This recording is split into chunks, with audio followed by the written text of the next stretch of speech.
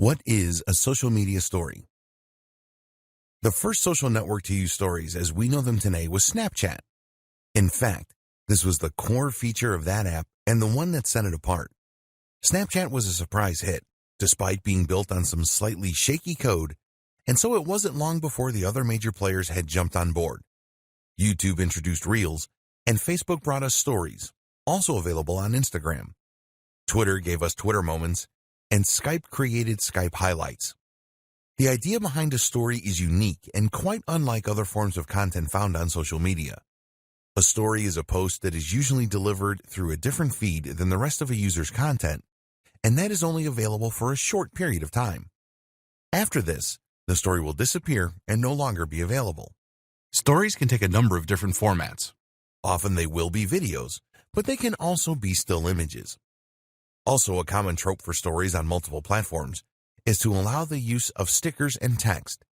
These are usually placed on top of the main media, giving them pride of position and leading to very impressive engagement and open rates. Why more and more companies are using stories. There are a number of compelling reasons that many brands are starting to rely more and more on the use of stories. One, that is the organic reach of business accounts on a number of social platforms is decreasing, and this is something we'll encounter a few times in this training. Another is that stories provide a great ROI in terms of time and effort they require and the benefits they offer. The great thing about stories is that they are temporary, normally lasting just 24 hours. That means that they don't leave a lasting impression on your page, feed, or account. That gives them a much more personal and off-the-hip feel that customers and fans really dig, but it also means they can afford to be a little less polished and tailored. That means you don't need to shoot a product using studio lighting and a DSLR camera. You can just snap it on your phone and send it off. For businesses, this can be seen as a revelation. Finally, stories are also extremely popular with customers and users right now. While it's better to stay away from such terms in marketing, stories are undeniably trendy. In fact, Facebook introduced stories to its platform for that very reason.